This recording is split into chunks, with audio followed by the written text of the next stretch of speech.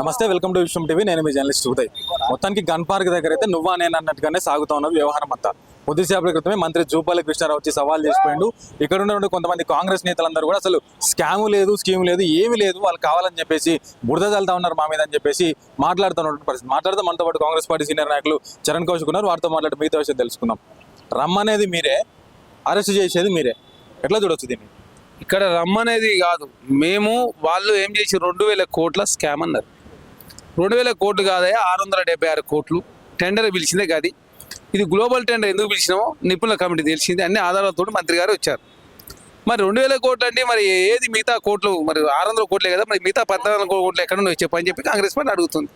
దానికి సమాధానం ఇయ్యాలి కాదు. హరీష్ రావు గారు ఈ అంశాన్ని 15 రోజుల కిందనే ముఖ్యమంత్రి గారు మాట్లాడే విషయాన్ని రేవంత్ రెడ్డి గారు మాట్లాడుతూ మరి 600 కోట్లలో 2000 కోట్లు ఎట్లా అవినీతి జరిగిందో మరి హరీష్ రావు గారు ఆధారాలు బయట పెడితే మేము సమాధానం చెప్తా అంటే ఆయన సపోర్ట్ లేదు. ఇప్పుడు మళ్ళీ ఆర్ఎస్ ప్రవీణ్ కుమార్ గారు ఎత్తుకున్నారు.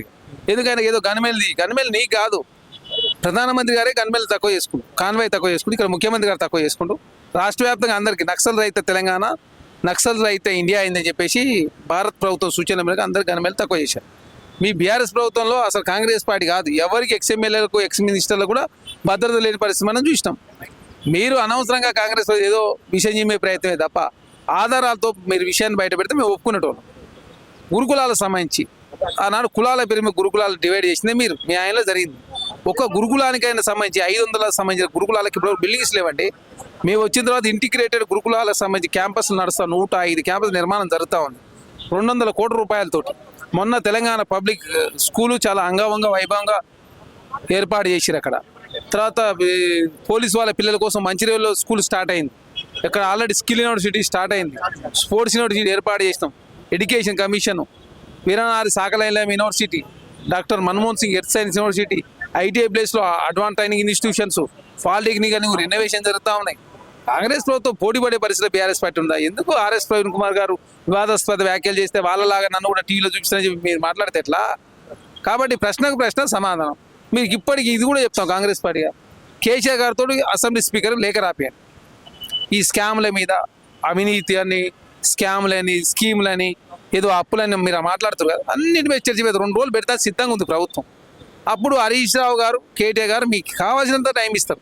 మీరు మాట్లాడరే, ప్రభుత్వం సమాధానం చెప్తుంది. అరే మీరు సమాధానం చెప్తానికి పారిపోయి మీరు మొన్న అసెంబ్లీలో కృష్ణా జలాలు, గోదావరి జలాల మీద చర్చ పెట్టి కేసీఆర్ గారు ఏమో వెళ్ళిపోయాడు. ఎందుకు వెళ్ళిపోయినావు అని చెప్పి అడిగితే మా పిల్లలు సమాధానం చెప్తారని ఆయన. తర్వాత చర్చ ప్రారంభంగానే హరీష్ రావు, కేటీఆర్ బైకాడి చేసి వెళ్ళిపోయారు. అరే తండ్రి బారిపాయ, పిల్లలు బారిపాయ అంటే కృష్ణా జలాలు అన్యాయం చేసింది మీరు, గోదావరి జలాలు అన్యాయం చేసింది మీరు, కాళేశ్వరంలో అవినీతి పాల్పడే మీరు, సెక్రటరీలు కావచ్చు, సీతారామప్రాయుడు కావచ్చు, పాలమూరు రంగారెడ్డి కావచ్చు, ప్రగతి భవన్ ఏదైతే ఉందో ప్రగతి భవన్ కావచ్చు, కలెక్టరేట్లో కావచ్చు, తెలంగాణ రాష్ట్రంలో అవినీతి పాల్పడేది మీరు. ఇదంతా చిచ్చుకుపోయినట్టు అనిపిస్తలేదా? ఇప్పుడు వాళ్ళు మేమంటే మేమంటారు, మేమంటే మేమంటారు. ఈ గురుకులాలకు సంబంధించి చనిపోయిన పరిస్థితి లేదా? ఫుడ్ పాయిజన్ అయితే లేదా? ఆ డ్రగ్స్ దొరుకుతలేవా? దాంట్లో పిల్లలు తాగుతూ పడతలేరా? వీటి మీద చర్యలు తీసుకోవాలి కదా ప్రభుత్వం అని చెప్పేసి అడుగుతున్నారు ఆర్ఎస్ ప్రవీణ్ కుమార్ గారు. మీ పైలట్ రోహిత్ రెడ్డి మననే డ్రగ్స్ పాడి చేసుకుని దొరికిండు. ఆర్ఎస్ ప్రవీణ్ కుమార్ మళ్ళీ స్పందించినవా? మీ బీఆర్ఎస్ పార్టీ సస్పెండ్ చేసిరా మీరు?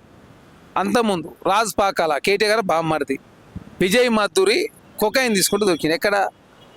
ఇక్కడ ఇది శంకరపల్లి కాడ మోకిల్లా. మరి మీ పార్టీలో ఉన్నటువంటి బామ్మర్దే ఆ పరిస్థితి, పార్టీలో బీఆర్ఎస్ పార్టీ ఎమ్మెల్యేలే ఆ పరిస్థితి. 9 సంవత్సరాల కాలం పాటు మీరు పట్టించుకోలేదు.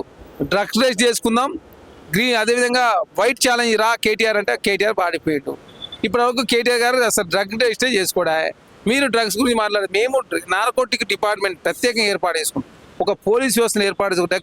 డ్రగ్స్ నిర్మూలించే ప్రయత్నంలో మేము ముందుకు పోతున్నాం. డ్రగ్స్ పట్టుకుంటున్నాం కాబట్టి పోలీసు వాళ్ళు కేసులు బుక్ చేస్తాం. డ్రగ్స్ పట్టుకుంటున్నాం కాబట్టి ప్రజలకు తెలుస్తుంది. ఇంతకుముందు పట్టుకోలేదు కాబట్టి ఎవరు తెలియాలి. పట్టుకున్నప్పుడు కదా పేపర్లు వచ్చేది, టీవీలో వచ్చేది. మీరు పట్టుకోరా, దాని మీద చర్యలు తీసుకోరా. ఈ పంజాబ్ తర్వాత భారతదేశంలో తెలంగాణ నెంబర్ 2 అయిపోయింది డ్రగ్స్లో. ఫైనల్ గా ఇవాళ ఆర్ఎస్ ప్రవీణ్ కుమార్ కు థ్రెటనింగ్ లేదు, మావోయిస్టులో తను అసలు థ్రెట్ లేదు కాబట్టి ప్రధానమంత్రి భద్రత తగ్గిస్తుంది కాబట్టి మేము తగ్గిస్తున్నామని చెప్పిండ్రు. మరి కొండలరెడ్డికి, తిరుపతి రెడ్డికి భద్రత ఎందుకన్నా వాళ్ళు అడుగుతున్నారు. ఇక్కడ దయచేసి అర్థం చేసుకోవాల్సిందే, కొండలరెడ్డి గారికి, తిరుపతి రెడ్డి గారికైనా సీఎం కుటుంబానికి ఆనాడు కేటీఆర్ గారి కుటుంబం అయినా వాళ్ళ కొడుకు కూడా భద్రత ఇచ్చారు. కాకపోతే భద్రత ఆనాడు 4 మంది ఇస్తే ఇప్పుడు 1-2 ఇచ్చారు. అది ప్రాసెస్లో బాగా అది ఎవరున్నా కూడా జరుగుతుంది. ప్రధానమంత్రి వీళ్ళ కుటుంబానికి కానీ, ముఖ్యమంత్రుల కుటుంబానికి కానీ, గవర్నర్ల కుటుంబాలకు కానీ అది కామన్. ఇప్పుడు కేసీఆర్ గారికి వైకేడిగిరి భద్రత ఉంది. వైకేడిగిరి భద్రత ఎందుకు ఉందంటే ఆయన మాజీ ముఖ్యమంత్రి. కేటీఆర్ గారికి ఉండే భద్రత కేటీఆర్ గారికి ఉంది, హరీష్ రావు గారికి హరీష్ రావు ఉంది. అడిషనల్ ఏదైతే ఎవరికైతే ఉందో చాలా మంది అంతమందికి ఇస్తారా? లేదా కుటుంబానికి ఇవ్వాల్సింది అది రూల్, అది మనం పెట్టి చట్టం ఉన్నది. రేపు ఆ కుటుంబానికి ఏమైనా అయితే ఎవరు బాధ్యత వహిస్తారు? ఇక్కడ ఈయన కూడా వాళ్ళకి సంబంధించిన భద్రత కూడా కుదించారు. ఇప్పుడు అందరి భద్రత కుదించారు. ఒక ఆర్ఎస్ ప్రవీణ్ కుమార్ గారి భద్రత కాదు. గతంలో కార్పొరేషన్ చైర్మన్ అందరికీ గనిమేలు ఉండే, మరి మాకు ఇది గనిమేలు లేరు. నేను కార్పొరేషన్ చైర్మనే కదా. ఎందుకు తెలంగాణ రాష్ట్రంలో మ్యాన్ పవర్ని దృష్టిలో పెట్టుకుని కానీ, లేదు తెలంగాణ రాష్ట్రంలో కావచ్చు భారత ప్రభుత్వము హోమ్ మినిస్ట్రీ ఇచ్చే ఇన్స్ట్రక్షన్ల ఆధారంగా ప్రభుత్వాలు ముందుకు పోతాయి. దానిలో భాగంగా ఇప్పుడు హరీష్ రావు అరెస్ట్ చేస్తారు. లా అండ్ ఆర్డర్ సమస్య వచ్చినప్పుడు అరెస్ట్ చేస్తారు. దాన్ని కాంగ్రెస్ పార్టీకి ప్రతిదీ కాంగ్రెస్ పార్టీకి ఆపాదిస్తారు. మీరు ఏ అంశమైనా కాంగ్రెస్ పార్టీకి ఆపాదిస్తారులా. కాబట్టి బీఆర్ఎస్ పార్టీ పతనమైంది. బీఆర్ఎస్ పార్టీ లేచే పరిస్థితి లేదు. గ్రామాల్లో ఆదరణ కరువైంది. కాబట్టి మీడియా స్టాండ్ క్రియేట్ చేసే ప్రయత్నం వారు చేస్తున్నారు. వాళ్ళకు కమిటీల నిర్మాణాలు కమిటీలు వేస్తే ఎవరు ఉండరు బీఆర్ఎస్ పార్టీలో. యూత్ అధ్యక్షులు లేరు, విద్యార్థి అధ్యక్షులు లేరు, మహిళా అధ్యక్షులు లేరు, బీసీ ఎస్సీ ఎస్టీ సేలు లేవు, రాష్ట్ర కార్యవర్గం లేదు, మండలాధ్యక్షులు లేరు. మీ కమిటీలు నిర్మాణం చేసుకోండి అంటే మీరు కమిటీ లేకుండా కాంగ్రెస్ పార్టీ మేమే పడి ఏడిస్తే ఎట్లా?